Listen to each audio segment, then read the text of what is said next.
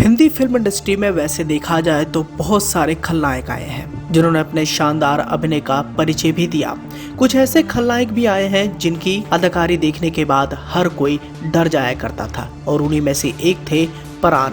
मालूम हो तो बताना चाहेंगे कि 70 के दशक के बॉलीवुड एक्टर और इंडस्ट्री की खतरनाक विलन कहे जाने वाले प्राण भले आज इस दुनिया में नहीं है, लेकिन उनकी अदाकारी के चर्चे आज भी होते हैं। आज भी उनकी फिल्मों की अदाकारी को लेकर चर्चाएं की जाती हैं और उनकी तारीफों के पुल भी बांधे जाते हैं। उन्होंने अपने शानदार फिल्मी सफर के दौरान जिन फिल्मों में अपनी बेहतरीन अदाकारी का नमूना पेश किया है उसे सदियों तक नहीं भुलाया जा सकता। उनका कोई भी फिल्मी बैकग्राउंड नहीं था, एकाएक उन्हें फिल्मों में लाया गया और यहाँ पर भी उन्होंने अपना दमखम दिखाया। इंडस्ट्री में उन्हें आज भी उनकी एक्टिंग के बलबूते जाना जाता है। फिल्मों के किरदारों को एक अलग रूप दे देते थे। उन्होंने 1940 से लेकर 1990 के दशक तक दर्शकों को अपनी दमदार एक्टिंग के जरिए कायल बना रखा था। इसलिए कहा जाता है कि वो हीरो से ज्यादा फीस चार्ज करते थे। प्राण ने आखिर फिल्मों में कदम कैसे रखा और इसके पीछे भी मजेदार किस्सा है और उनके निजी जिंदगी की तरफ अगर रुख करेंगे तो आपको बहुत सारे किस्से जानने को मिलेंगे। शुरुआत करें तो बात करना चाहेंगे 1939 की। लाहौर में एक पान की दुकान में कुछ लड़के अक्सर रात को पान खाने आया करते थे। इन्हीं में से एक थे प्राण। उन दिनों एक फोटोग्राफर के असिस्टेंट हुआ करते थे। इसी दौरान एक रात उनकी किस्मत पलट गई। एक रात प्राण पान की दुकान के पास बैठकर बड़े स्टाइल से सिगरेट पी रहे थे और पान खा रहे थे। उनकी नशीली आंखें और स्टाइल देखकर पास में खड़े एक आदमी ने उनका नाम पूछा तो उन्होंने ध्यान नहीं दिया, या साफ कहें तो उन्होंने उसे इग्नोर कर दिया। हालांकि थक हार कर उस आदमी ने फिर पूछा। इस बार प्राण ने गुस्से में कहा, आपको मेरे नाम से क्या करना है? फिर आदमी ने बताया, मैं वली मोहम्मद हूँ, मशहूर film producer Dilsukh M Pancholi का राइटर। मैं एक फिल्म की कहानी लिख रहा हूँ, इसका नाम यमला जट है।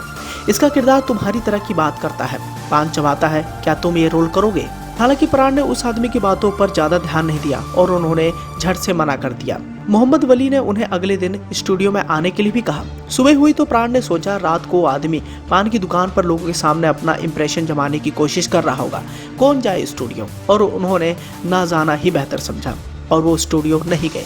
कई दिनों बाद जब प्राण एक दिन फिल्म देखने गए तो वहाँ फिर उनकी मुलाकात वली मोहम्मद से हुई। प्राण को देखते ही वो आग बबूला हो गए और उन्हें डांटने लगे। इसके बाद प्राण ने कहा कि वो स्टूडियो आने के लिए तैयार है। प्राण की बात सुनकर वली ने कहा, मुझे अपना पता दो, मैं तुम्हारे साथ चलूंगा, मैं साथ लेकर चलूंगा तुम्हें, क्योंकि मुझे तुम पर भरोसा नहीं है तो मेरे स्टूडियो नहीं आओगे। अगले दिन प्राण पहुंचे तो पंचोली साहब ने उन्हें साइन करना चाहा। प्राण ने कहा, मेरे परिवार में किसी ने भी फिल्मों में काम नहीं किया है, मैं अपने घर वालों से इजाजत तो ले लूं। प्राण की बात सुनकर पंचोली साहब भड़क गए और कहा कि अगर कॉन्ट्रैक्ट साइन करना है तो अभी करो, नहीं तो चले जाओ। और इस तरह उन्होंने थक हार कर 50 रुपए महीने पर काम करना शुरू कर दिया। लेकिन प्राण ने कभी भी नहीं सोचा कि मेरी जिंदगी अब बदलने वाली है। मालूम तो बताना चाहेंगे कि प्राण ने इंडिया पाकिस्तान के बंटवारे से पहले कुछ पंजाबी और हिंदी फिल्मों में बतौर लीड एक्टर के तौर पर काम किया। प्राण ने लाहौर में 1942 से लेकर 46 तक यानी 4 सालों में 22 फिल्मों में काम किया। इसके बाद जब पार्टीशन हुआ तो वो भारत आ गए। फिर यहाँ उन्होंने फिल्मों में बतौर विलन काम करने लगे और इसी के जरिए उन्हें पहचान भी मिली। 1950 से लेकर 1980 यानी 4 दशकों तक प्राण फिल्म इंडस्ट्री के खूंखार विलन के तौर पर मशहूर रहे। प्राण अपने कैरेक्टर में इतने ढल चुके थे कि रियल लाइफ में भी लोग उन्हें उसी तरह का समझते थे। एक बार एक किस्सा काफी ज्यादा मशहूर हुआ था जब वो दिल्ली में अपने दोस्त के घर चाय पीने गए थे। उस वक्त उनके दोस्त की छोटी बहन कॉलेज से वापस आई तो दोस्त ने उसे प्राण से मिलवाया। करीब 22 फिल्मों में काम करने के बाद प्राण बंटवारे के बाद पत्नी और 1 साल के बेटे अरविंद को लेकर अगस्त 1947 में मुंबई आ गए। मुंबई में उनके पास कोई काम नहीं होने की वजह से पैसों की तंगी होने लगी। इसके बाद उन्होंने 8 महीने तक मरीन ड्राइव के पास स्थित एक होटल में काम किया। इसके बाद उन्होंने देवानंद स्टारर फिल्म जिद्दी में काम मिला। इसी के साथ ही ये भी हम आपको बताना चाहेंगे कि प्राण ने 1945 में शुक्ला आलूवालिया से शादी की थी। उनके 3 बच्चे हैं, 2 बेटे अरविंद और सुनील, सिकंदर और एक बेटी पिंकी है।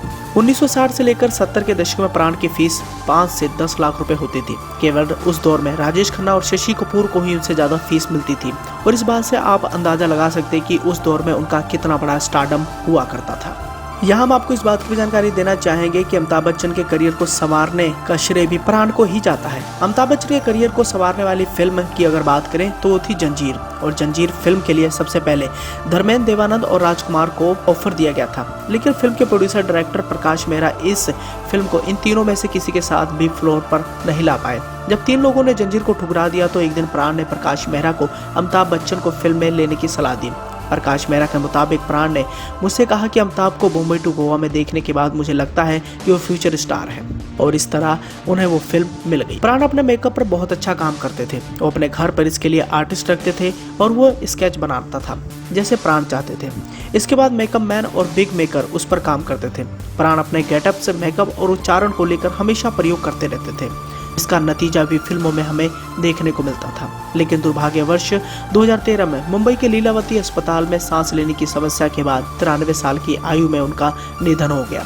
भले ही आज वो हमारे बीच में नहीं है, लेकिन कोई किए गए किरदार आज भी लोगों के जहन में जिंदा है। तो दोस्तों, ये थे प्राण, जिन्हें बॉलीवुड इंडस्ट्री का सबसे खूंखार विलन माना गया था। अगर आपने भी इनकी फिल्में देखी हैं और उनके फिल्म में किरदार को देखा है तो आप हमें कमेंट सेक्शन के माध्यम से जरूर बताएं कि आपको प्राण कैसे अभिनेता लगते थे। कमेंट कर अपना सुझाव देना बिल्कुल ना भूलें।